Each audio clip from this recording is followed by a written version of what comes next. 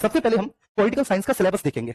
आप सब लोग सिलेबस देखिए। सिलेबस की शुरुआत हुई है राजनीतिक सिद्धांत से, ये बात समझना, सिलेबस की शुरुआत। और मैंने हिस्ट्री और ज्योग्राफी दोनों ही विषयों में वहीं से मैंने क्लासेस स्टार्ट की हैं जहां से सिलेबस की शुरुआत हो रही है। केवल यही एकमात्र ऐसा विषय है जिसमें मैं अपने डेमो लेक्चर्स या फिर पहले लेक्चर्स को सिलेबस से नहीं ले रहा। क्यों नहीं ले रहा मैं सिलेबस से? क्योंकि आपने बोला है कि सर सबसे कठिन पार्ट थिंकर है, आप थिंकर कराइए, तो इसलिए मैं थिंकर करा रहा हूं। ठीक है, और आज मैं प्लेटो को कराऊंगा, टाइम बचा तो फिर मैं आज अरस्तु को भी कराऊंगा। ठीक है, दोनों को। तो नागरिक शास्त्र की प्रकृति एवं क्षेत्र परिभाषा क्या है राज्य की, ठीक है, निर्माणक तत्व क्या होते हैं राज्य के, ठीक है, वो सारी चीजें, राज्य, जनसंख्या, सरकार, संप्रभुता, और ठीक है ना, भौगोलिक क्षेत्र से मिलकर बनता है। तो वो राज्य की उत्पत्ति का दैवीय सिद्धांत क्या है, ठीक है, ये हमें बताना है, दैवीय सिद्धांत, ठीक है, प्लस संविदा सिद्धांत, विकासवादी सिद्धांत, मार्क्सवादी सिद्धांत, स्वतंत्रता, समानता, अधिकार, संप्रभुता, बहुलवाद, कानून एवं दंड के सिद्धांत, संविधान की परिभाषा और संविधानों का वर्गीकरण, सरकार का संशोधनात्मक और अध्यक्षात्मक स्वरूप क्या है, एकात्मक, संघात्मक, परिसंघात्मक, ये सरकार क्या होती है जो केंद्र और राज्यों के मध्य संबंधों के आधार पर होती है। फिर आपकी विधायिका क्या है, ठीक है, जिसको आप लेजिस्लेचर कहते हैं, एग्जीक्यूटिव एंड कार्यपालिका, न्यायपालिका, जुडिशरी, इसका आदर्श है। प्लस ये शासन प्रणाली के विभिन्न प्रकार हैं जिसमें आपका प्रजातंत्र है, आपका अधिनायक तंत्र है, व्यक्तिवाद है, उदारवाद है, वैज्ञानिक समाजवाद और फांसीवाद है। ठीक है, ये है। चलिए, राजनीतिक विचारक आज हम यहां से स्टार्ट करेंगे। देखो, इसमें आप देखेंगे ये वेस्टर्न थिंकर है, वेस्टर्न पॉलिटिकल थिंकर्स हैं, जिसमें प्लेटो है, अरस्तु है, हॉब्स है, ठीक है, लॉक है, जॉन लॉक, रूसो है, जर्नी वेंथम है, स्टुअर्ट मिल है और कार्ल मार्क्स है। ठीक है, और ये मनु, कौटिल्य और गांधी, केवल तीन ही इन्होंने इंडियन थिंकर्स को यहां पर शामिल किया। Number first is Manu, second is Kautilya, ठीक है, चाणक्य आपके, और थर्ड वन इज गांधी। ठीक है, ये हमें पढ़ना है सबसे पहले। फिर भारतीय शासन और राजनीति में बस वही है कि भारतीय संविधान की मुख्य विशेषता क्या है, मौलिक अधिकार भारतीय संविधान के, ठीक है, स्रोत, संविधान सभा, ठीक है, डेट ऑल द थिंग्स, ठीक है, वो यहां पर आपको पढ़नी है। ये है आपका सिलेबस। ठीक है जी, क्लियर है। फिर आपको भारतीय प्रशासन में नौकरशाही की भूमिका, थोड़ा सा आपको, ठीक है, भारतीय विदेश नीति की क्या प्रमुख विशेषताएं रही हैं, और स्पेशली यहां पर केवल 3 देशों के साथ संबंध आपको, पाकिस्तान, नेपाल व श्रीलंका, और उसके अलावा कोई चौथा देश शामिल नहीं किया। तो भारत के संबंध पाकिस्तान से, नेपाल, श्रीलंका से, और वो संबंध जो है उनकी ऐतिहासिक पृष्ठभूमि को देखते हुए वर्तमान में भी कैसे संबंध है हमारे इन देशों के साथ, ये हमें पढ़ना है। ठीक है, चलिए, तो ये है आपका। आइए स्टार्ट करते हैं आज हम। ठीक है, और सबसे पहले जो हमारी कहानी स्टार्ट होगी वो स्टार्ट होगी भैया जी कहां से, ठीक है, राजनीतिक विचारकों से। ठीक है, चलिए आइए, राजनीतिक विचारक, पॉलिटिकल थिंकर्स।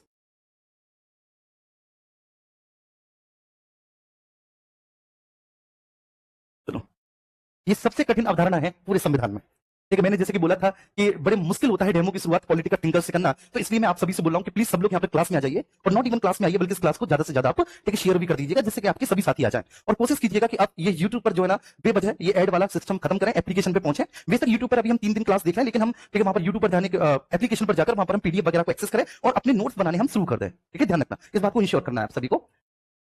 तो राजनीतिक विचारक, जब हम राजनीतिक विचारकों के बारे में बात करेंगे तो यहां पर सबसे पहले आज हम चर्चा करेंगे भैया प्लेटो के बारे में। ठीक है, प्लेटो के बारे में। प्लेटो साहब, ठीक है, ये सुकरात के शिष्य हैं, सुकरात से बहुत ज्यादा प्रभावित हैं। और अरस्तु का नाम आपने सुना है, ठीक है, अरस्तु, ठीक है, इनके शिष्य थे। तो कुल मिलाकर सुकरात, प्लेटो और अरस्तु में एक संबंध है, और वो संबंध क्या है कि प्लेटो के गुरु सुकरात हैं और प्लेटो अरस्तु के गुरु हैं। ठीक है, लेकिन प्लेटो और अरस्तु दोनों की विचारधाराओं में एक बहुत बड़ा अंतर है। वैसे दोनों गुरु और शिष्य हैं, लेकिन दोनों के विचारों में, दोनों की विचारधाराओं में और दोनों के राज्य के नेचर में, ठीक है, जमीन आसमान का अंतर हो जाता है। ये मैं आपको समझाऊंगा। सबसे पहले, ठीक है, प्लेटो का जो, ठीक है, सिद्धांत है वो कहां से स्टार्ट होता है, the political theory of the Plato, ये स्टार्ट कहां से हुई? तो प्लेटो कहते हैं कि बेसिकली एक आदर्श राज्य होना चाहिए। यहां से प्लेटो की विचारधारा शुरू होती है। प्लेटो की विचारधारा शुरू होती है कहां से? आदर्श राज्य के सिद्धांत से। ये ध्यान रखना। अब इसके पीछे एक कहानी बताई जाती है, लेकिन मैं पूरी कहानी आपको समझाऊंगा, फिर मैं आपको कुछ लिखवाऊंगा, आपको मजा आएगा। कहानी ये बताई जाती है कि जो प्लेटो साहब है, ये खुद यूरोप में एक कुलीन परिवार में पैदा हुए थे। कुलीन परिवार का मतलब होता है एक ऐसा परिवार जो सामंती परिवार हो, जिसके पास संपत्ति का एक बहुत बड़ा हिस्सा हो, जो शासक वर्ग से संबंधित हो। तो ऐसे ही एक धनाढ्य, धनवान और संपन्न कुलीन और सामंती परिवार में प्लेटो साहब पैदा हुए। तो प्लेटो साहब पर किसी भी तरह की कोई अर्थ की, ठीक है, अथवा सामाजिक प्रतिष्ठा की, एक बचपन से ही कोई कमी नहीं थी। और ये चाहते भी थे, ठीक है, उस क्षेत्र विशेष में अपनी राजनीतिक स्थिति को आगे बढ़ाना, ठीक है, और राजनीतिक प्रभु सत्ता स्थापित करके संभवतः इनका जो उद्देश्य था वो ये था कि वह राजा बने इन क्षेत्रों के।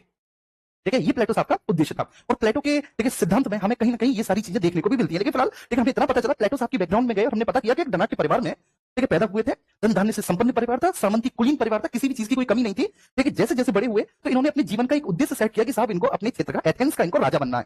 ठीक है, बस। लेकिन राजा बनने के क्रम में जब इन्होंने राजनीतिक व्यवस्था का अध्ययन किया तो इन्होंने पाया कि राजनीतिक व्यवस्था में बहुत सारी बुराइयां हैं यार, बहुत सारी कमियां हैं। तो पहले उन कमियों को सुधारा जाए, और उन कमियों को सुधारने के बाद फिर एक आदर्श राज्य बनाया जाए, और आदर्श राज्य बनाने के बाद फिर मूव ऑन। मतलब इन्होंने आदर्श राज्य बनाने के बाद नहीं बताया कि वो राजा बनेंगे, या फिर उनकी भूमिका केवल व केवल एक आदर्श राज्य बनाने तक ही सीमित है, इससे आगे उन्होंने नहीं बताया कि वो क्या करेंगे। लेकिन उनको एक बात तो क्लियर हो चुकी थी कि यार राज्य में बहुत सारी कमियां हैं, और राज्य में ये जो कमियां हैं, जब तक इन कमियों को सुधारा नहीं जाएगा तब तक एक आदर्श राज्य नहीं बन सकता। तो इसलिए प्लेटो का जो पूरा सिद्धांत है, प्लेटो का पूरा सिद्धांत टिका हुआ है भैया किस पर? आदर्श राज्य पर। एक नंबर में प्रश्न पूछ लिया जाएगा कि प्लेटो का राजनीतिक सिद्धांत किसको स्थापित करने की बात करता है? आदर्श समाज को, आदर्श राज्य को, आदर्श प्रशासनिक व्यवस्था को, उनके राजनीतिक चिंतन को देखा जा सकता है, पढ़ा जा सकता है, समझा जा सकता है। वो है रिपब्लिक। क्लियर है? तो प्लेटो के आदर्श राज्य के सिद्धांत की जानकारी हमको उनकी पुस्तक रिपब्लिक से मिलती है। ठीक है, ये पुस्तक भी एक नंबर में पूछी जा सकती है, बड़ी स्वाभाविक सी बात है। ठीक है, रिपब्लिक उनकी बुक है। ठीक है, क्या रिपब्लिक ही उनकी बुक है? एकमात्र नहीं। ठीक है, मैंने बोला कि 36 से अधिक पुस्तक इन्होंने लिखी है, जिनमें से एक प्रमुख पुस्तक आपकी रिपब्लिक है, दूसरी है द स्टेट्समैन, द स्टेटमेंट्स, ये दूसरी प्रमुख पुस्तक है, और तीसरी पुस्तक है द हाउस, द हाउस। ये तीन प्रमुख पुस्तकें उन्होंने लिखी। वैसे तो उन्होंने 36 से अधिक पुस्तक लिखी है, लेकिन उनकी पुस्तकों में जो सबसे प्रमुख पुस्तक है, सबसे प्रसिद्ध पुस्तक है, दैट इज रिपब्लिक। ठीक, कुल मिलाकर। और अगर आप रिपब्लिक का मतलब समझे ना, तो रिपब्लिक का अर्थ गणतंत्र होता है, गणराज्य होता है, हम सब जानते हैं, लेकिन यहाँ पर रिपब्लिक का अर्थ न्याय से है। तो मतलब आदर्श राज्य के सिद्धांत में वो सबसे प्रमुख क्या मानते हैं? न्याय को मानते हैं। जी हाँ, देखिए, आदर्श राज्य को स्थापित करना है तो देखो, प्लेटो का राजनीतिक चिंतन या दर्शन क्या है? आदर्श राज्य की स्थापना करना। आदर्श राज्य की स्थापना कैसे की जा सकती है? तो उन्होंने उसके बहुत सारी चीजें बताई कि न्याय से की जा सकती है, शिक्षा से की जा सकती है, साम्यवाद से की जा सकती है। लेकिन उसमें सबसे प्रमुख इन्होंने न्याय को माना है। ठीक है, और इस बात की पुष्टि किससे होती है? जब आप रिपब्लिक को पढ़ोगे तब इससे पुष्टि होती है इस बात की। ठीक है, रिपब्लिक को पढ़ोगे। ठीक है, मैंने अपने एमए में रिपब्लिक बुक को पढ़ा था। ठीक है, पूरी तो मैं नहीं पढ़ सका रिपब्लिक को, लेकिन रिपब्लिक पढ़कर समझ में आ गया था कि प्लेटो एक्चुअली एक आदर्श दुनिया में जीते हैं। जैसे कभी कभी आप जो है ना कल्पनाओं को करते हैं कि एक दिन ऐसा होगा, मेरी भी बहुत सुंदर सी पत्नी होगी, बहुत ज्यादा सुंदर, एक बहुत बड़ी सी गाड़ी होगी, एक बहुत प्यारा घर होगा, एक उस घर में बहुत सुख शांति होगी, तो छोटे छोटे बेबी होंगे, पापा पापा पापा पापा कहते होंगे। बात समझ करिए। ठीक प्लेटो का जो आदर्श राज्य है वो बिल्कुल ऐसा ही है। यस, लेकिन चंचल बिल्कुल सही कह रहे हैं कि ये यूटोपियन थिंकर है। ठीक है, प्लूटो का आदर्श राज्य ऐसा ही है। अब मेरी बात आप समझना क्लियर है। लेकिन तीनों में, इन तीनों पुस्तकों में सबसे लोकप्रिय पुस्तक रिपब्लिक ही है। अब देखो, प्लूटो का ये जो आदर्श राज्य का सिद्धांत है, ये शुरू कहां से होता है? देखो, शुरू यहां से होता है। देखो, एक बात बताओ, राज्य को कौन चलाता है? राज्य की समस्त शक्तियां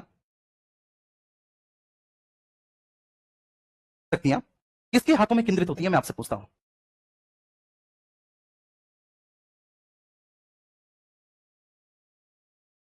बताओ मुझे कि राज्य की जितनी भी शक्तियां हैं, समस्त शक्तियां राज्य की, वह किसके हाथों में केंद्रित होती हैं? तो आप कहेंगे भैया राज्य की समस्त शक्तियां राजा के पास होती हैं, राजा के हाथों में केंद्रित होती हैं, और राजा उन सभी शक्तियों का प्रयोग करता है। ठीक है, अच्छा, आदर्श राज्य बन क्यों नहीं पाता? मुन्ना बताओ, आदर्श राज्य क्यों नहीं बन पाता? क्या कमियां रह जाती हैं कि जिसके कारण आदर्श राज्य नहीं बन पाता? ये व्यक्ति भ्रष्ट होता है, इस वजह से, इसके भ्रष्ट होने से पूरा का पूरा राज्य खराब हो जाता है। बोलो, मानते हो कि नहीं आप? देखिए, जहां राजा बेईमान, जहां राजा चोर, तो आप प्रजा से, ठीक है, क्या ही पवित्रता की, आप प्रजा से क्या ही सौम्यता की, या फिर आप प्रजा से क्या ही न्याय की उम्मीद कर सकते हैं? आप क्या उम्मीद कर सकते हैं कि प्रजा भी अच्छी होगी? नहीं ना। तो राजा के भ्रष्ट हो जाने से, राजा के अनैतिक हो जाने से बच्चे पूरा का पूरा जो राजनीतिक दर्शन है, राजनीतिक चिंतन है, उस क्षेत्र विशेष की पूरी राज्य व्यवस्था एक सर्वनाश हो जाती है। और इससे सबसे ज्यादा प्रभाव किस पर पड़ता है? प्रजा पर, जनता पर। क्योंकि जब राजा ही भ्रष्ट है, राजा ही बेईमान है, राजा ही चोर है, तो आप प्रजा से क्या बेहतरी की उम्मीद कर सकते हैं? नहीं कर सकते ना। तो प्रजा भी चोरी करेगी। ठीक है, अब प्रजाओं में भी, ठीक है, दो प्रकार की प्रजा होगी, एक अच्छी होगी सदगुणी, दूसरी दुर्गुणी। दुर्गुणी वालियों के मजे आ जाएंगे, क्योंकि उन्हीं के जैसा राजा है जो बेचारे सदगुणी है, ठीक है, वो इसमें मारे जाएंगे। और इससे होगा क्या कि पूरा राज्य का जो ढांचा है वो चरमरा जाएगा। तो इसलिए प्लेटो क्या बोलते हैं? प्लेटो बोलते हैं कि राज्य की समस्त शक्तियां जिसके हाथों में होती है, राजा को न्यायशील होना चाहिए, राजा को विवेकशील होना चाहिए। मतलब इस तरह की बातें बताते हैं। अभी इसको यहीं पर छोड़ दो, अभी इसको यहीं पर छोड़ दो। अब तीन लोग हैं, लेकिन मैं तीन लोग आप ही के बीच में से लेता हूं, कोई तीन लोग जिनके नाम मुझे अच्छे लगेंगे। एक है डब्ल्यू चौहान। ठीक है, समझना बच्चे, ये है डब्ल्यू डब्ल्यू चौहान। कोई दूसरे? पूजा राठी, ये है दूसरी पूजा राठी। तो एक लिखता चला जाऊंगी तो भूल ना जाऊंगा कहीं। तो डब्ल्यू चौहान, ठीक है, एक है पूजा राठी, और एक और साथी हमें कोई लेना है, ठीक है, स्वाति। ठीक है, एक हो गया स्वाति। तो तीन लोग, ठीक है, मुझे तीन ही नामों की जरूरत थी बस। ठीक है, प्लेटो को समझने के लिए तीन ही नामों की जरूरत होती है। तो स्वाति, ठीक है, पूजा, डब्लू और स्वाति, ये तीन लोग हैं, जरा समझना। और स्वाति, चलो, अब है क्या कि डब्लू के पास, एक डब्लू का जो चरित्र है, डब्लू के इस चरित्र में एक विशेष गुण की प्रमुखता है, और वो क्या है? बुद्धि। डब्लू के पास एक विशेष गुण की प्रमुखता है, और वह एक गुण है बुद्धि। ठीक है, डब्लू के पास बुद्धि बहुत अधिक है। ठीक है, मतलब डब्लू विवेकशील है। बुद्धि जिसके पास होगी, स्वाभाविक सी बात है, वह विवेकशील होगा। डब्लू, मैं गलत तो नहीं बता रहा? कहीं ऐसा तो नहीं कि तुम्हारे पास ये है ही नहीं, मैंने खामखा लिख दिया कि डब्लू विवेकशील है? ठीक है, हो ना तुम विवेकशील? तो मैंने डब्लू के बारे में बात की कि डब्लू, ठीक है, डब्लू के पास, समझना, डब्लू डब्लू के पास देखिए बुद्धि है, मतलब डब्लू विवेकशील है। दूसरा है पूजा। ठीक है, पूजा, ठीक है, बहुत साहसी है। पूजा के पास साहस की बहुत अधिक मात्रा में अधिकता है। ठीक है, पूजा के पास साहस ही साहस है। देखिए, साहस पूजा का एक सर्व प्रमुख गुण है। ठीक है, और साहस दिखाने के में, ठीक है, पूजा कभी पीछे नहीं हटती, क्योंकि पूजा जन्मजात साहसी है, जन्मजात है। देखिए, जन्मजात बुद्धि है इसके पास, डब्लू के पास, इसके पास जन्मजात साहसी है। अब स्वाति, स्वाति जन्म से ही तृष्णा लेकर पैदा हुई है। तृष्णा का मतलब होता है, स्वाति हमें गलत मत समझना, ठीक है, अब यहाँ पर एक बच्ची का नाम आ गया, मैं क्या करूं, लेकिन समझाने के लिए, जो तृष्णा है उसको हिंदी में वासना कह देते हैं, लेकिन इस तृष्णा या वासना का मतलब अलग है अकॉर्डिंग टू प्लेटो, है ना, बस समझना है आपको। तो स्वाति तृष्णा लेकर पैदा हुई है, ठीक है, स्वाति के पास तृष्णा है।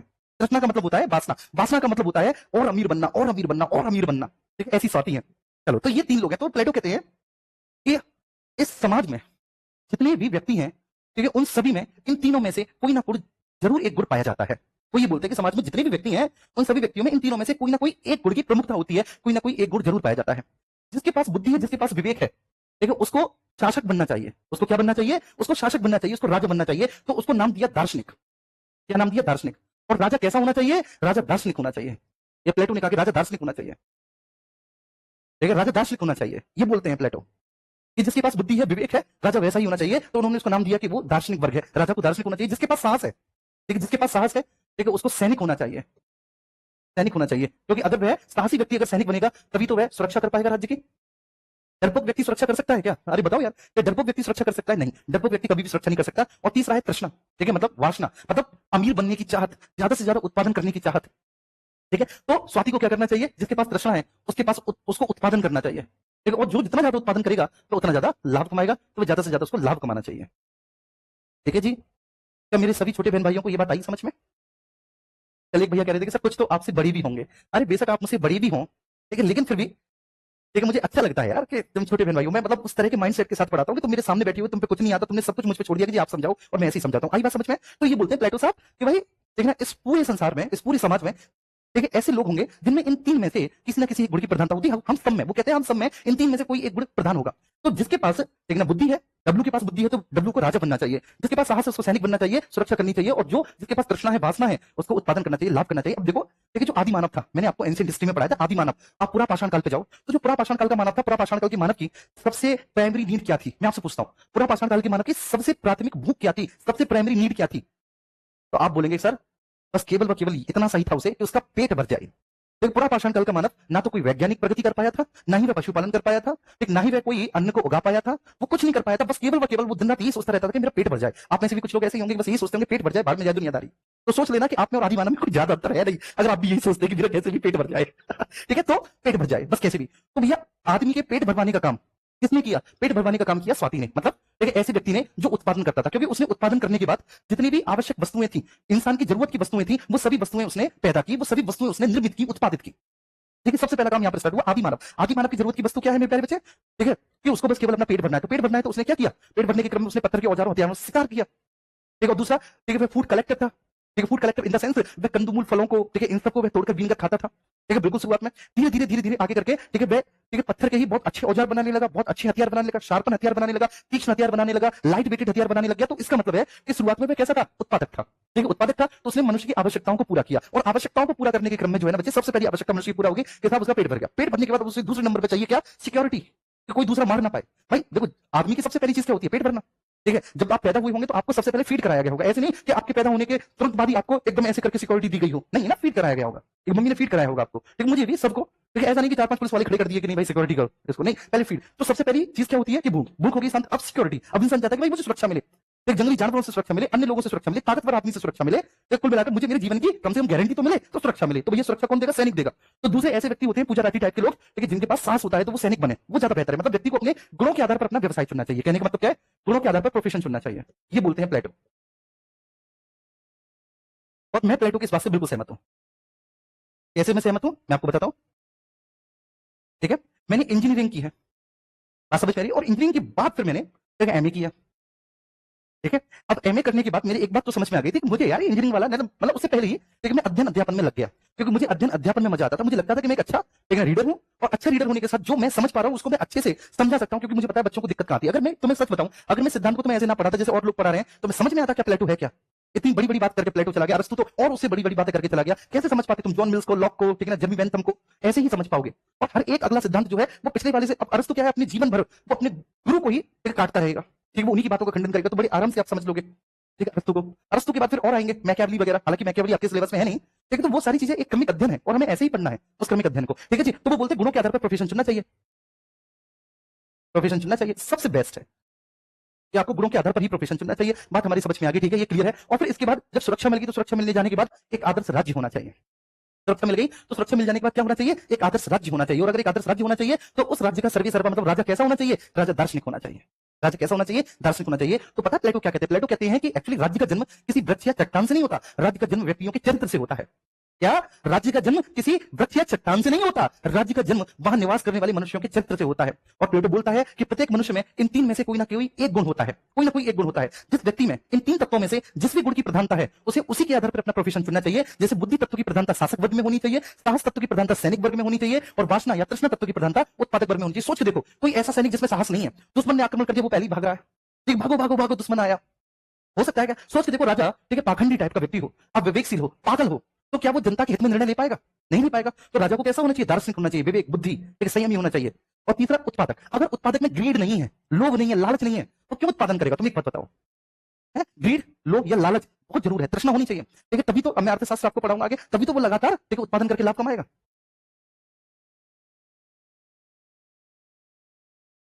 ठीक है, क्लियर है? ये बात समझ में आ रही है? तो ठीक है, आगे हम बढ़ते हैं, और आगे बढ़ने के क्रम में हमने लिखा, तो प्लेटो साहब क्या कहते हैं? प्लेटो साहब बोलते हैं कि भैया जी, राज्य का निर्माण चट्टान या वृक्ष से नहीं होता। अभी आगे तुम समझना, तुम प्लेटो को ठीक है, एक क्वेश्चन प्लेटो से बाहर नहीं जा सकता, किसी भी विचारक से बाहर नहीं जा सकता, मैं गारंटी ले रहा हूं। और तुम इन्हें पढ़ाओगे, तुम पढ़ाओगे इनको, ठीक है, ध्यान रखना कि देख भाई ऐसा है, ऐसा कहा था प्लेटो ने, ऐसा कहा था अरस्तू ने। तो राज्य का निर्माण किसी चट्टान या वृक्ष से नहीं होता।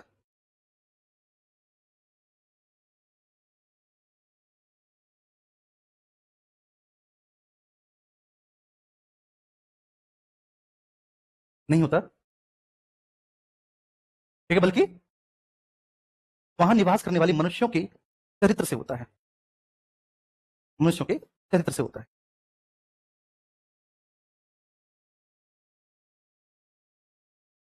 मनुष्यों के चरित्र से होता है, ठीक है, किसी चट्टान या वृक्ष से नहीं होता। अब चरित्र में तीन गुण पाए जाते हैं, या तो साहस पाया जाएगा तो सैनिक बनना चाहिए, ठीक है ना, तृष्णा या वासना पाई जाएगी तो उत्पादक बनना चाहिए, और अगर बुद्धि पाई जाएगी तो उसे क्या बनना चाहिए? दार्शनिक। तो राजा बुद्धिशील होना चाहिए, ठीक है, उत्पादक बनिया उत्पादक बनिया कैसा होना चाहिए? जिसमें तृष्णा हो, वासना हो, और सैनिक कैसा होना चाहिए? जिसमें साहस हो। एक बार सब लोग थम्स अप करेंगे, ठीक है, प्लीज एक बार इसका ठीक है थम्स अप करेंगे। तुम्हारा सबसे फेवरेट टॉपिक तुम लोग बहुत डिमांड कर रहे थे दिन तक, समझ में आ रही है? हर एक बात बिल्कुल एकदम दिमाग में घुस रही है, आनंद आ रहा है, यहां तक समझे प्लेटो का क्या है? बस यही प्लेटो का दर्शन है और कुछ नहीं है। बस चार चीजें और बताऊंगा, खत्म प्लेटो का दर्शन।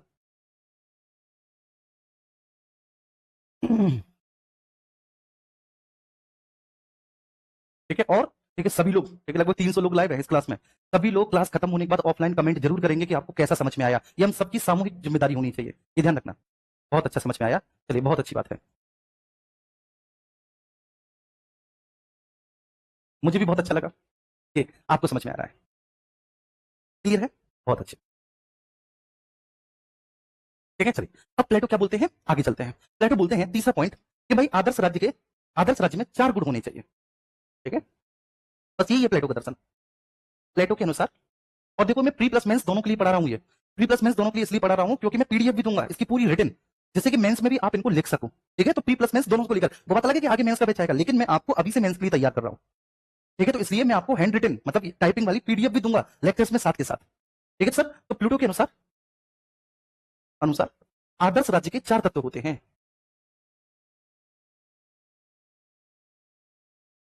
आदर्श राज्य के चार तत्व होते हैं। चलिए कौन कौन से होते हैं मैंने बता दिया। सबसे प्रमुख तत्व तो बच्चे न्याय ही है ना, बिना न्याय के कैसे काम चलेगा, है ना। सबसे प्रमुख तत्व न्याय है। दूसरा क्या होना चाहिए? शिक्षा होनी चाहिए, शिक्षा सब प्रमुख है बच्चे, बिना शिक्षा के भी काम नहीं चलेगा, ये दूसरा तत्व हो गया। लेकिन न्याय शिक्षा के अलावा तीसरा तत्व क्या होना चाहिए? साम्यवाद होना चाहिए, साम्यवाद। साम्यवाद दो प्रकार का है, एक व्यक्तिगत, दूसरा पारिवारिक। मैं समझाऊंगा क्या होता है साम्यवाद। ये साम्यवाद कार्ल मार्क्स वाला साम्यवाद नहीं है, ये साम्यवाद अलग है साम्यवाद। और चौथा होना क्या होना चाहिए कि शासक जो है वह दार्शनिक होना चाहिए, दार्शनिक शासक होना चाहिए। तो इन्होंने शासक को भी राज्य के एक चार तत्वों में से एक तत्व माना है, ठीक है। इन्होंने शासक को, रूलर को, ठीक है, जो राजा होता है, जो शासक होता है, इन्होंने शासक को भी बच्चे राज्य के चार तत्वों में से एक तत्व माना है। तो प्लूटो के अनुसार आदर्श राज्य के चार तत्व न्याय, शिक्षा, साम्यवाद और दार्शनिक शासन। सीधे सीधे आपसे पूछ सकता है कि निम्न में से प्लूटो के आदर्श राज्य के चार तत्वों में से कौन सा एक नहीं है, ठीक है। तो बताओ, न्याय, शिक्षा, ठीक है, और तीसरा हो गया आपका साम्यवाद, और चौथा हो गया आपका दार्शनिक शासन, ठीक है, क्लियर है। अच्छा अब प्लूटो क्या बोलते हैं, आगे चलते हैं। प्लूटो के अनुसार आदर्श राज्य के चार तत्व होने चाहिए, न्याय, शिक्षा, साम्यवाद और दार्शनिक शासन, ठीक है। प्लीज एक बार ठीक है फिर से चलो यहाँ पर। एक राजनीतिक विचारकों में हम प्लेटो को पढ़ रहे हैं सबसे पहले। राजनीतिक विचारकों में जब हम सब प्लेटो को पढ़ रहे हैं तो प्लेटो ने क्या बोला है, देखिए प्लेटो का जो पूरा का पूरा सिद्धांत है, जो प्लेटो का पूरा राजनीतिक दर्शन है, वो भाई किस बात पर अड़ा है? वो लोग किस बात पर अड़ा है? पूरा का पूरा प्लेटो का आदर्श राज्य का सिद्धांत। तो वो बच्चे प्लेटो का पूरा जो राजनीतिक चिंतन है वो प्लेटो के आदर्श राज्य के सिद्धांत पर अड़ा है। मतलब पूरा का पूरा प्लेटो का राजनीतिक दर्शन है वह केवल आदर्श राज्य की स्थापना करने की बात कर रहा है, वो आदर्श राज्य की स्थापना करने की बात कर रहा है। मतलब प्लेटो बोलते हैं कि आदर्श राज्य होना चाहिए। उसके पीछे प्लेटो की देखिए एक हिस्टोरिकल बैकग्राउंड है कि प्लेटो खुद राजा बनना चाहते थे। उन्होंने देखा कि नहीं, राज्य में बहुत सारी बुराइयां हैं, तो चलो पहले मैं राज्य की बुराइयों को दूर करता हूं। मेरा उद्देश्य राज्य की बुराइयों को दूर करना होना चाहिए, लेकिन ना कि राजा बनना। तो फिलहाल उन्होंने राजा बनने के स्थान पर राज्य की बुराइयों को दूर करना, ठीक है, वो मार्ग चुना। उनको लगा कि ये मेरे लिए ज्यादा बेहतर है, ये मेरे लिए ज्यादा अच्छा है, क्लियर है, या ये मेरी पर्सनैलिटी को सूट करता है। ठीक है, उनके राजनीतिक चिंतन का आधार है आदर्श राज्य की स्थापना करना। अब आदर्श राज्य की स्थापना का सिद्धांत जो है, उनकी बेसिकली उन्होंने 36 से अधिक बुक लिखी है। मैं लिख देता हूं यहां पर, ठीक है, या फिर आप सीधे सीधे उन्होंने 36 बुक लिखी है, बुक लिखी है, ठीक है। लेकिन इन 36 की 36 बुकों में से उनकी 3 बुक सबसे ज्यादा फेमस है, और वह है आपका रिपब्लिक, द स्टेटमेंट और द हाउस। लेकिन उनकी जो पुस्तक है द रिपब्लिक, द रिपब्लिक का मतलब ही होता है न्याय। अगर आप देखें तो इन तीनों में से ठीक है सबसे प्रसिद्ध पुस्तक उनकी द रिपब्लिक ही है। इतना समझ में आ गया। राज्य की समझ सकती है किसके हाथों में होनी चाहिए, राजा के हाथों में। और राजा को कैसा होना चाहिए, ठीक है, राजा को बुद्धिशील होना चाहिए, राजा को बुद्धिशील होना चाहिए। राज्य में कमियां कहां उत्पन्न हो जाती हैं, जब राजा भ्रष्ट होता है, ठीक है, जब राजा अनैतिक होता है, तो राजा को बुद्धिशील होना चाहिए। अगर राजा बुद्धिशील होगा तो स्वाभाविक सी बात है राजा कैसा होगा, नैतिक होगा। और राजा के नैतिक होने से एक नैतिक राज्य की स्थापना होगी, राजा के नैतिक होने से एक नैतिक राज्य की स्थापना होगी। अब आगे चलते हैं, तो वो बोलते हैं, जैसे मैंने यहां पर बताया कि 3 लोग मैंने लिए, डब्ल्यू लिया, ठीक है, एक मैंने पूजा ली, और तीसरा मैंने स्वाति ली। मैंने बोला कि डब्ल्यू के पास, ठीक है, डब्ल्यू का बुद्धि पक्ष जो है वो बहुत स्ट्रांग है।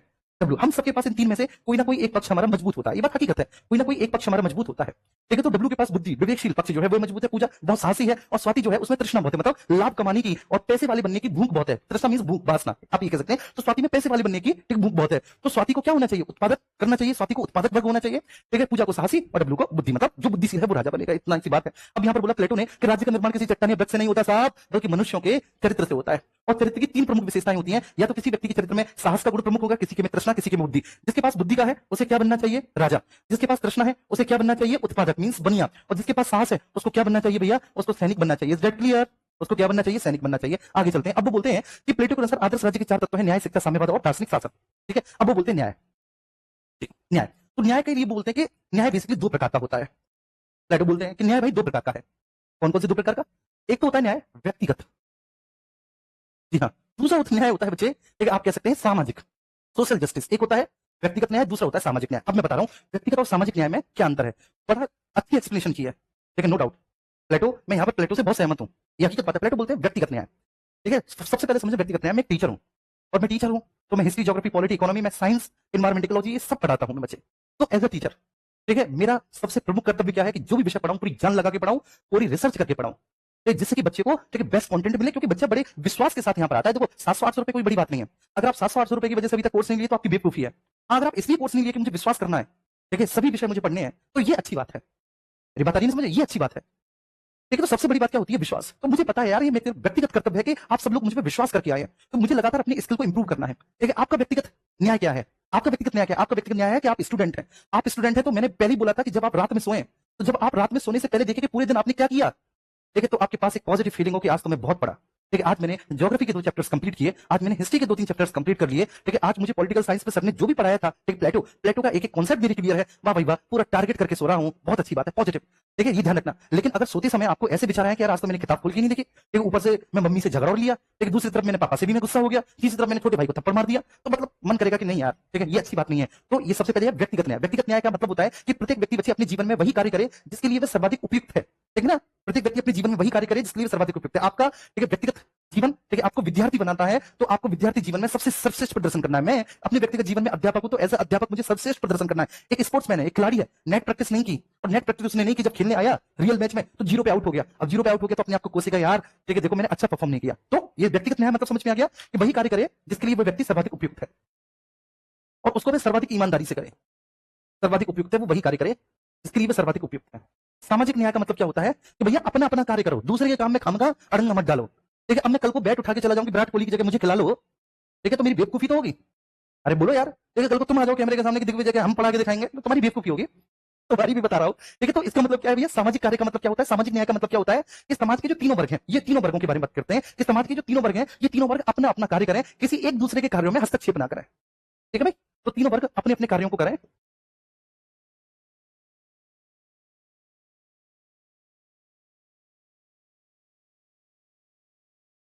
तीनों वर्ग अपने अपने कार्यों को करें, एक दूसरे के कार्यों में हस्तक्षेप ना करें,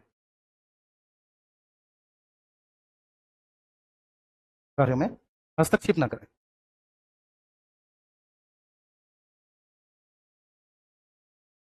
ये सामाजिक न्याय हो गया। आगे मेरी बात समझ में? ठीक है, एक बार थम्स अप कर दो इसी बात पे, समझ में आई तो बच्चे? जी सर, बाईटी पर भी पढ़ाएं। रजनी, बाईटी पर बेटा कैसे पढ़ाएंगे आप बताओ? हैं? आप एप्लीकेशन में आओ, रोजगार विद अंकित आप एप्लीकेशन है हमारा, ठीक है, उसको आप इंस्टॉल करो, आप आओ वहां पर। एक बहुत बहुत सुभाषिस राजकुमार जी, बहुत बहुत सुभाषिस दिग्विजय शर्मा, अरे हमारी नाम राशि, अरे वाह भाई क्या बात है। चलिए, एसोसिएट संजू कुमार है, थम्स अप। नेहा सिंह, प्रशंसा जी हैं, शैलजा हैं, गुंजन है, इमरान अली हैं, बहुत अच्छे। मतलब कुछ नहीं है यार, तुम लोग काम का परेशान हो रहे थे, ये मेरा सबसे फेवरेट विषय है, ठीक है ना।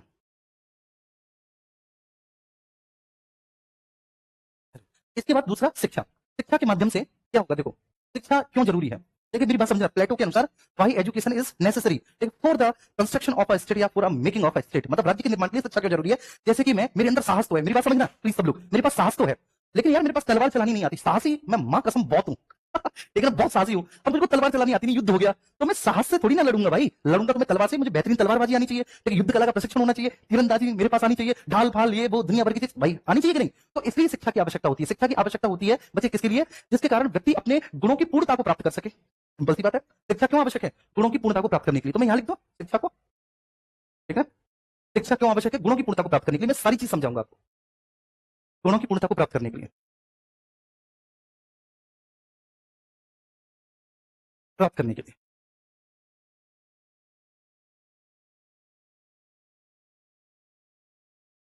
ठीक है।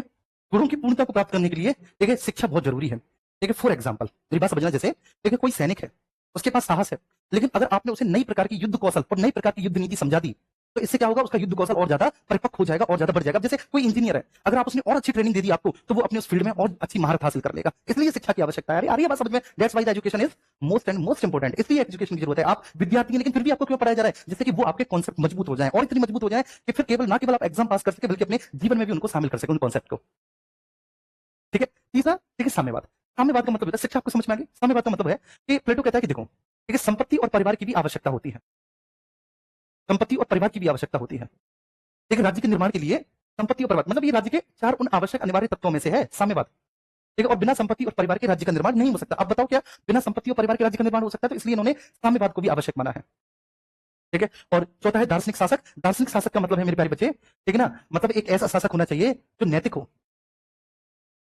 नैतिक हो, नैतिक हो, जो आप कह सकते हैं कि बच्चे, ठीक है, यथार्थवादी राज्य की, या यथार्थवादी राज्य की स्थापना करे और उसका संचालन करे, और उसका संचालन करे। यथार्थवादी राज्य की स्थापना, मतलब कहने का मतलब है जो प्लूटो के दिमाग की उपज है ना, सॉरी प्लेटो, जो प्लेटो के दिमाग की उपज है कि प्लेटो ने एक जैसा राज्य सोचा है, प्लेटो ने जैसा राज्य चाहा है, तो उस प्रकार के राज्य की स्थापना करे। बात समझ पा रही है? तो प्लेटो के आदर्श राज्य का जो केंद्र बिंदु है वो दार्शनिक शासक है। तो दार्शनिक शासक क्या करेगा? ठीक है, जो राज्य को, मेरे प्यारे बच्चे, ठीक है ना, जैसे राज्य प्लेटो को चाहिए, एक आदर्शवादी राज्य चाहिए, ठीक है, एक नैतिक राज्य चाहिए, तो वो जो आदर्श और नैतिक राज्य है उसको वह यथार्थ में परिवर्तित कर सकेगा, एक यथार्थवादी राज्य की स्थापना करे और उसका संचालन करे, ठीक है। बात समझ में आ रही है? तो साम्यवाद, यार संपत्ति परिवार की जरूरत है, बताओ बिना संपत्ति परिवार के राज्य चल जाएगा? नहीं चलेगा। दूसरा, दार्शनिक शासक, ठीक है, मतलब ऐसा होना चाहिए कोई अवगुण, मतलब कहने का मतलब है तुम ये समझो कोई अवगुण ही ना हो। जैसे मैं एक बलबन का एग्जांपल देता हूं, ठीक है, बलबन जो है, बलबन की हाइट बहुत कम थी, ठीक है, ज्यादा हाइट नहीं थी, और दूसरा उसे पता था कि राजा बनने के लिए, क्योंकि उस समय की प्रवृत्ति ऐसी थी कि राजा बनने के लिए थोड़ा सा खूंखार बनना पड़ेगा, हाइट कम थी, तो हाइट कम होने के कारण वो क्या करता था, एक तो बहुत ऊंचे ऊंचे हील्स पहनता था, बूट पहनता था, दूसरा अपने सर पे टोपी लगाता था जिसको एक्चुअली हम कुल्हा कहते थे, जिससे कि हाइट थोड़ी सी उसकी बढ़ जाए, ठीक है ना, और कोट पहनता था, मतलब ऊपर से लेकर नीचे तक, एक कोट पहनता था, एकदम भारी भरकम सा कोट, थोड़ा सा हेल्दी लगे, और भाई साहब नंगे अंग रक्षकों का एक पूरा दल लेकर चलता था, जो तेज तेज डंडा मारते थे, अल्लाह अकबर अल्लाह अकबर अल्लाह अकबर, एकदम मतलब पूरा भोकाल टाइट रखता था। दूसरा, राजा बनने से पहले शराब पीता था, लेकिन उसने शराब को छोड़ दिया। इसलिए शराब को छोड़ दिया क्योंकि उसका कहना था कि राजा को कभी भी किसी भी स्थिति में अगंभीर नहीं दिखना चाहिए, राजा हमेशा गंभीर दिखे। बात समझ आ रही है? राजा हमेशा गंभीर दिखे। अब तुम ये सोच के देखो कि राजा ही अगर मंत्रियों के साथ चुटकुले पर हा हा ही कर रहा है, तो क्या मंत्री खाप उसकी बात मान लेंगे? सोच के बताओ, ठीक है। अब आपके प्रधानमंत्री अगर जुमलेबाजी कर रहे हो तो आप कहां से सीरियस हो जाएंगे? तो इसलिए बोलता है कि राजा को हमेशा कैसा होना चाहिए? नैतिक होना चाहिए, विवेकशील होना चाहिए, मतलब सीरियस होना चाहिए यार, राजा में कोई अवगुण ना हो। ये है यार प्लेटो, राजा में कोई अवगुण ना हो, ठीक है। एक बात हम सब करके मुझे बताओ सब लोग प्लीज, ये आ रही है यहां तक बात समझ में? ठीक है, फिर मैं आपको ठीक है मेंस की दृष्टि से बताऊंगा कि प्लेटो के आदर्श राज्य की क्या क्या लिमिटेशन है, क्या क्या आलोचना है, क्या क्या विशेषताएं हैं, वो सारी बात मैं आगे आपको बता दूंगा, ठीक है। चलिए, अब इसके बाद आगे चलते हैं। तो प्लेटो का न्याय क्या है? न्याय समझते हैं। हमने समझ लिया कि सब प्लेटो का न्याय दो प्रकार का है, ठीक है, एक है व्यक्तिगत, दूसरा है सामाजिक। लेकिन प्लेटो कहता है कि मेरा न्याय जो है, जो व्यक्तिगत न्याय है, सामाजिक न्याय है, वही वास्तव में असली अर्थों में न्याय है। जैसे मैं बोलता हूँ कि जो मैं पॉलिटी पढ़ा रहा हूँ वही बेस्ट है, ठीक है, ऐसे प्लेटो बोलता है मेरा न्याय सबसे जबरदस्त है।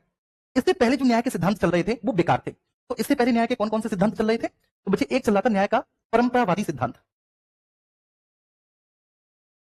देखिए एक चल रहा था जिसका नाम था न्याय का परंपरावादी सिद्धांत, जो प्लेटो से पहले चल रहा था, उसको न्याय का परंपरावादी सिद्धांत कहेंगे। न्याय का परंपरावादी सिद्धांत क्या है कि ये मानता है कि न्याय एक बाहर की चीज है। एक्चुअली प्लेटो क्या है, देखो प्लेटो का न्याय बड़ा अच्छा है। प्लेटो बोलता है न्याय ठीक है हमारा अंतर्मन है, न्याय हमारा अंतर्मन है। न्याय क्या है, ठीक जैसे देखिए ये कप में थोड़ी सी भी चाय छूट गई तो हमें दुख होना चाहिए, चाय हमने छोड़ दी।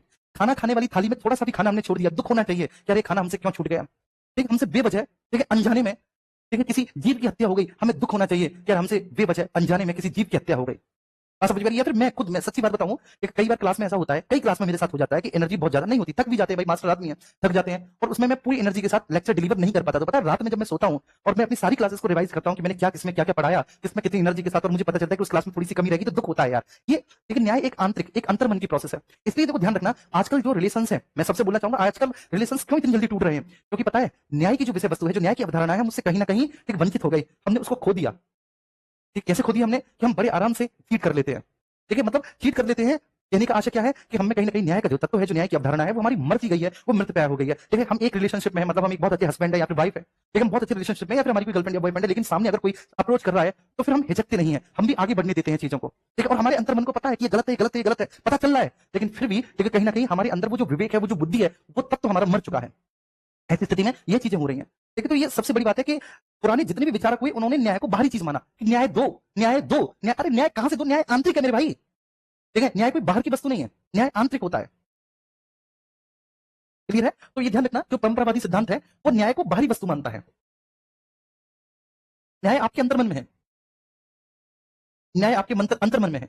हर क्षण न्याय है, हर क्षण न्याय। आज मैं अच्छा नहीं पढ़ाया, मैंने बताया था एक तो व्यक्तिगत न्याय है, व्यक्ति और बाबू बताया था कि नहीं व्यक्तिगत मतलब जो भी काम कर रहे हैं वैसे निपुणता से करें, लेकिन पूरी एक्यूरेसी के साथ करें, पूरे तन मन धन से करें, कोई भी कार्य करें मतलब उसमें अपना सर्वश्रेष्ठ दे, व्यक्तिगत न्याय है। दूसरा सामाजिक न्याय, भाई क्यों किसी के काम में खामखा तुम ठीक है हस्तक्षेप कर रहे हो, तो किसी के कार्य में अपना कार्य सर्वश्रेष्ठ करना बेवजह। बात समझ में आ रही है? इसलिए कहीं ना कहीं समाज में कर्मों का डिवीजन किया गया। ठीक है अब जैसे मान के चलिए कि आपका काम है, ठीक है आपका काम है बाहर से जाके राशन लेकर आना, सब्जी लेकर आना, फल लेकर आना। ठीक है अब ठीक है टाइम पर तुम सब्जी फल राशन तो लेकर नहीं आ रही, उल्टा मम्मी की ओर बता रही हो कि मम्मी रोटी कच्ची रह गई। मम्मी ऐसे सेका करो, मम्मी वैसे सेका करो, 25 साल से रोटी बना रही है बेटा, तो मुझे सिखा रही हो कि रोटी कैसे सेका करो। आ रही मेरी बात समझ में? तो न्याय को बाहरी वस्तु मानता है, जो परंपरावादी सिद्धांत है। देखिए मानता है कि न्याय क्या है, लेकिन न्याय जस्टिस इज अ ठीक है आउटर एलिमेंट, न्याय एक बाहरी वस्तु है। ठीक और ये कहता है कि अगर आप किसी भी शत्रु की ठीक है बुराई कर रहे हैं तो वही न्याय है, शत्रु की बुराई करना ही न्याय है। आपका कोई भी शत्रु है करो उसकी बुराई। ठीक है ऐसा है वैसा है, जैसे आमतौर पर चुगलियां, बुराई चुगली तो होती है, अरे बहन तुझे पता है वो तो ऐसी है। ठीक है तो इस तरह से तो परंपरावादी सिद्धांत शत्रु की बुराई को न्याय मानता है।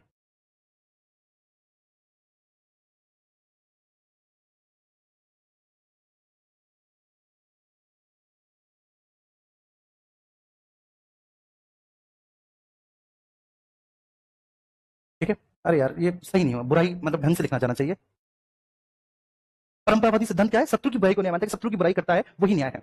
ठीक और साथ ही साथ सबसे बड़ी बात है, ये जो परंपरावादी सिद्धांत है ये हमेशा समाज की उपेक्षा करता है, समाज की उपेक्षा करता है।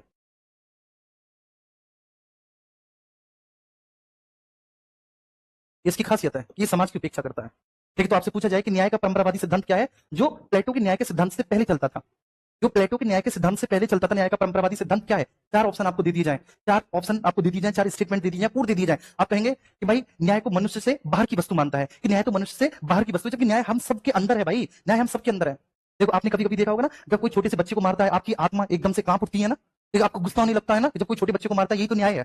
आपको मन करता है थप्पड़ मारो आप खींच के, यही तो न्याय है। जब आप किसी फुटपाथ पे किसी बेचारे वृद्ध व्यक्ति को ठीक ना ऐसे दर्द में कराहते हुए ठीक है पीड़ित व्यक्ति को देखते हैं, किसी रोगी को देखते हैं, आपके मन में एकदम अंदर से एकदम भावुकता आ जाती है, आंखों में आंसू भी आ जाते होंगे। ठीक है और आप में से कोई सैयारा मूवी वाला है जो थिएटर में मूवी देख के रोया हो, वो न्याय ही है कि दिल टूटा उधर और आप रो पड़े कि यार ठीक है, वो न्याय ही है।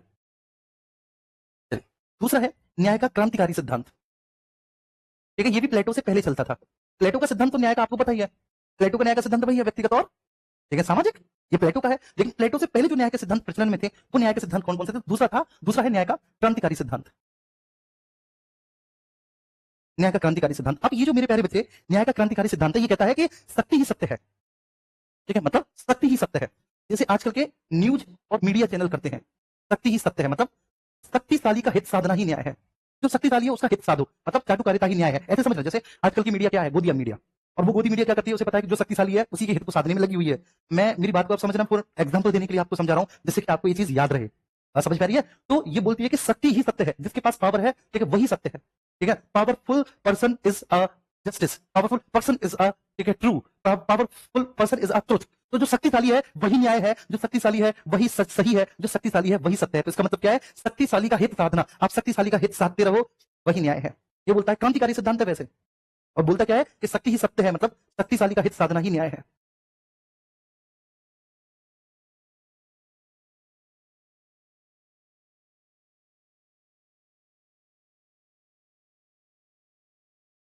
हित साधना ही न्याय है।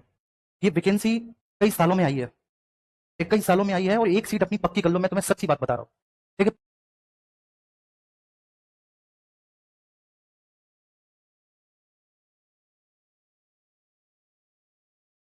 पढ़ लो। ठीक है, मतलब क्रांतिकारी कदम उठा लो, जितनी मेहनत कर सकते हो उतनी मेहनत कर लो। ठीक है, जबकि प्लेटो, ठीक है, इसका खंडन कर देते हैं। प्लेटो बोलते हैं कि न्याय व्यक्तिगत, ठीक है, स्वार्थ साधना नहीं होता। ठीक है, ध्यान रखना, न्याय एक व्यक्तिगत स्वार्थ साधना नहीं होता। अगर आप शक्तिशाली का हित साध रहे हो, ठीक है, तो वो न्याय नहीं, अन्याय है।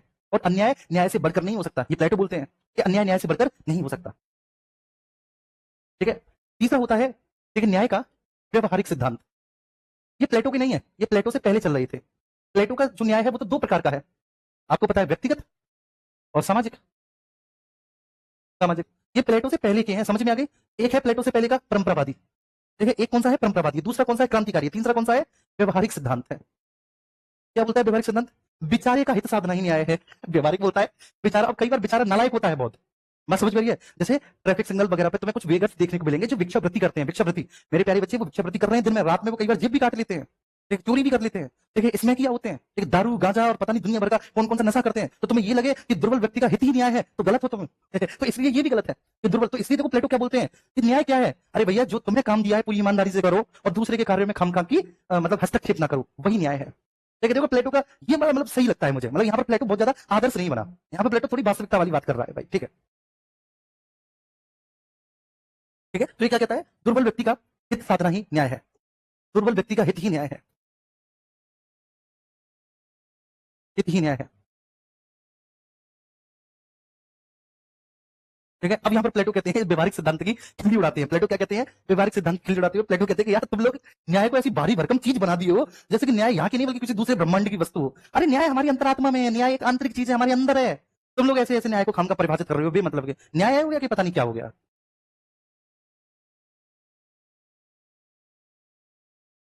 जी,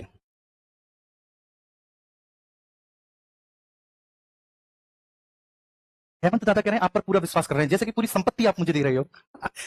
800 रुपए का बैच है सर, आप पर विश्वास कर रहे हो, ऐसे लिखते हो जैसे, ठीक है, ये भी तुम लोग बहुत भारी भरकम बात कर रहे हो यार।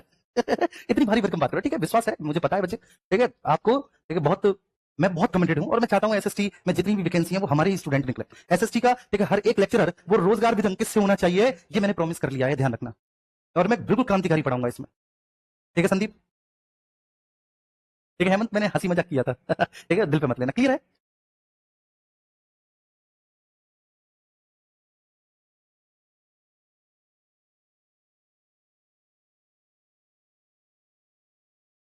चलो, ठीक है, तो प्लेटो का न्याय सिद्धांत क्या है, तो ध्यान रखना, आगे बढ़ते हैं। प्लेटो का न्याय मैं लिख देता हूं, क्या है प्लेटो का न्याय सिद्धांत। देखो एक चीज मैंने महसूस की, वो ये मैंने महसूस की कि जो भी चीज मैं यहाँ पर, ठीक है ना, आपको पढ़ाता हूँ समझाता हूँ, वो आपको रिटन फॉर्म में मिल जाए, क्योंकि आप में से बहुत सारे बच्चे नोट्स नहीं बना पाते, ठीक है, समय का अभाव रहता है, खासकर जो हमारी गृहिणी है ना, ऐसा होता है ना बच्चे, आप लोगों ने भी अनुभव किया होगा ये, कि जो गृहिणी है, जो, ठीक है, हमारी सिस्टर्स हैं, ठीक है, जो घर के भी काम कर रही हैं, ऊपर से पढ़ भी रही हैं, एक तो उनको, दूसरा कुछ भैया ऐसे भी होंगे जो किसी ना किसी जॉब में होंगे, ठीक है, तो वो ये सब लिखेंगे, हालांकि हैंड रिटन मिल जाएगा, लेकिन जो आपको हैंड रिटन मिलेगा या बोर्ड पीडीएफ मिलेगा वो भी आपको ऐसे ही मिलेगा शॉर्ट फॉर्म में, क्योंकि जो हैंड रिटन लिखने वाला है वो मेरा ही, ठीक है, लिखा हुआ आपको, ठीक है, अपनी हैंड राइटिंग में लिख देगा एप्लीकेशन में। मैंने एक तीसरी चीज आप लोगों के लिए शुरू की है जो कोई नहीं कर रहा, वो ये है कि मैं पूरा आपको रिटन फॉर्म में दूं, बाकायदा आपके पास नोट्स पहुंच जाए, मतलब पूरा रिटन फॉर्म में, मतलब टाइपिंग फॉर्म में, कि जितना भी सिद्धांत मैंने आपको बताया, तो इसको मैं आपको, ठीक है, एज अ नोट्स दे दूं, जिससे कि आप जो है ना, ये आपको इस तरह से तो याद रहे, लेकिन आपके पास एक किताबी फॉर्म में भी हो। ठीक है, सही रहेगा, एक बार बताओ सब लोग, सही रहेगा बच्चे। अरे प्लेटो का जीवन परिचय नहीं, एक राजनीतिक चिंतन पूछा है प्लेटो का। अब प्लेटो की मम्मी पापा का नाम थोड़ी नहीं आपसे पूछेगा यहाँ पर एग्जाम में। ठीक है भाई।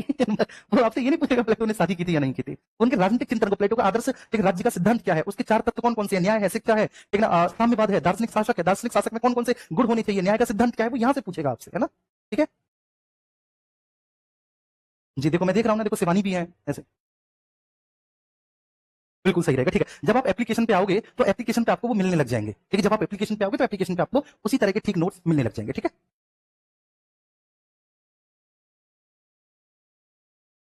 बिल्कुल आएंगे। ठीक है हेमंत, मैं खजुराहो आऊंगा, बताऊंगा तो मिलने चाहिए वहां पर। ठीक है, ध्यान रखना, आऊंगा मैं।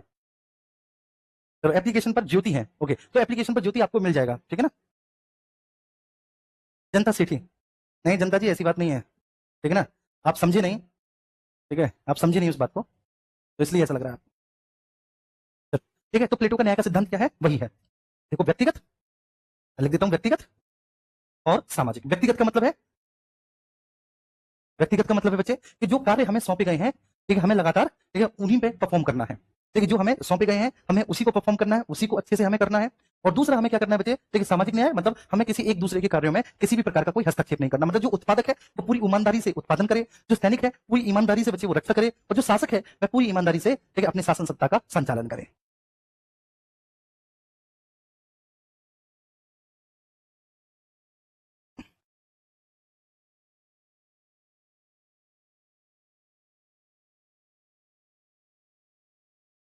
बहुत अच्छे, ठीक है, क्लियर है। तो व्यक्ति का सामाजिक, अब ठीक है हम किस पर चलेंगे भैया जी, ठीक है, शिक्षा। Now we are going to education, शिक्षा। अब देखो शिक्षा समझना आप, ठीक है, प्लेटो वास्तव में, ठीक है, शिक्षा को लेकर बहुत सीरियस थे। जो प्लेटो साहब थे बहुत ज्यादा सीरियस थे। वो शिक्षा को एक ऐसी सामाजिक प्रक्रिया समझते थे जिसके द्वारा समाज के घटक जो हैं वो अपने कर्तव्यों का पालन करना सीखते हैं। ठीक है, तो प्लेटो क्या समझते हैं कि शिक्षा एक सामाजिक प्रक्रिया है भाई। शिक्षा एक सामाजिक प्रक्रिया है जिसके माध्यम से सामाजिक घटक, जिसके माध्यम से सामाजिक घटक घटक ठीक है ना, अपने कर्तव्यों एवं दायित्वों का बोध करते हैं, बोध करते हैं। ठीक है, तो समाज सुधार के लिए शिक्षा बहुत आवश्यक है, ऐसा बोल रहे हैं प्लेटो साहब।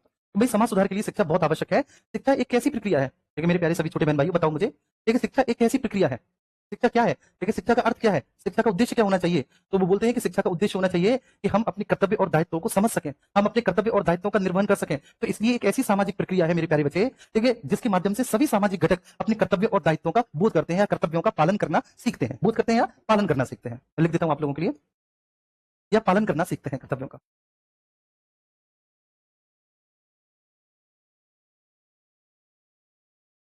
पालन करना सीखते हैं, या तो बोध करते हैं या फिर वे कर्तव्यों का पालन करना सीखते हैं। तो एक सामाजिक प्रक्रिया है जिसके माध्यम से, ठीक है, सामाजिक घटक अपने कर्तव्यों और दायित्वों का बोध करते हैं, ठीक है, या फिर बच्चे जो है, ठीक है, पालन करना सीखते हैं। उम्मीद करता हूं ये बात क्लियर है। मतलब प्लेटो कहते हैं कि शिक्षा के माध्यम से व्यक्ति का विकास करना होता है। ठीक है, शिक्षा क्या है, जिसके माध्यम से व्यक्ति का विकास करना होता है। लिख देता हूं, जिसके माध्यम से व्यक्ति का विकास करना होता है, व्यक्ति का विकास, व्यक्ति का विकास करना होता है।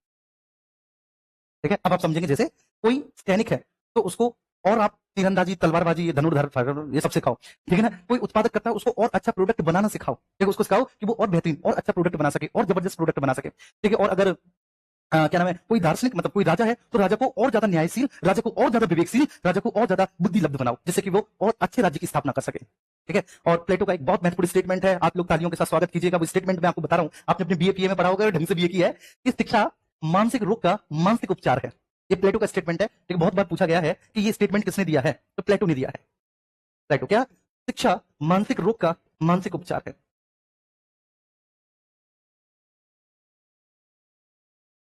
रोग का मानसिक उपचार है।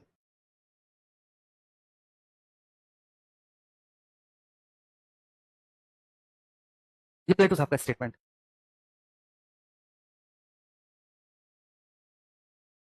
चलिए, आज लगभग 300 बच्चे क्लास में लगातार कंटिन्यूअसली बने रहे, बहुत अच्छी बात है। आज की क्लास को यहीं पर खत्म करते हैं ना बच्चे।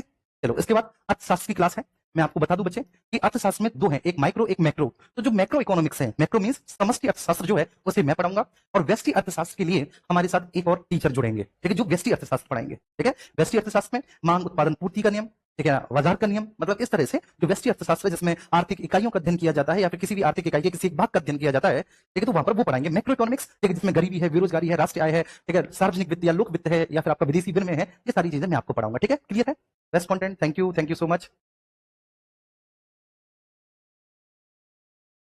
एप्लीकेशन, ठीक है, रोजगार विद अंकित है, ठीक है, आप रोजगार विद अंकित एप्लीकेशन पे जाके इसको अवेल कर सकते हैं। ठीक है भैया, चलो तो एक बार एक हम सबका जो कर्तव्य है वो ये है, ठीक है, ध्यान रखना अपने कर्तव्यों से विमुख नहीं होना, क्योंकि प्लेटो का पूरा जो आदर्श राज्य का सिद्धांत है वो टिका ही कर्तव्यों पे है कि हम सबको कर्तव्यों का पालन करना चाहिए। पता प्लेटो क्या बोलते हैं कि राज्य, ठीक है ना, से हम अधिकार की उम्मीद नहीं करते, बल्कि राज्य के प्रति हम अपने कर्तव्यों को पूरा करते हैं। बात समझ में आ रही है? ऐसी आपका कर्तव्य कि आप सभी लोग, ठीक है, कमेंट जरूर करें, बताएं कि कैसा लगा आपको ना प्लेटो। आपने इससे पहली बार भी पढ़ा होगा, ऐसी बात नहीं है आपने इससे पहले प्लेटो नहीं पढ़ा, ठीक है, पढ़ा होगा जरूर, लेकिन तब कैसा समझ में आया था। ऐसी अरस्तु पढ़ेंगे आप, जॉन लॉक्स पढ़ेंगे, जेम्स मिल पढ़ेंगे आप, ठीक है, ऐसे तो बहुत सारे विचारक हैं आपके यहाँ पे, 7-8 विचारक हैं, वेस्टर्न और इंडियन दोनों मिलाकर। हम कम से कम जब अपना एथिक्स देते हैं बच्चे, हम पेपर 4 लिखते हैं, क्योंकि मैं सिविल का एस्पिरेंट हूं, तो हम 25-26 विचारकों को पढ़ते हैं। ठीक है, आपका सिलेबस तो इतना सा है। ठीक है, थैंक यू सो मच।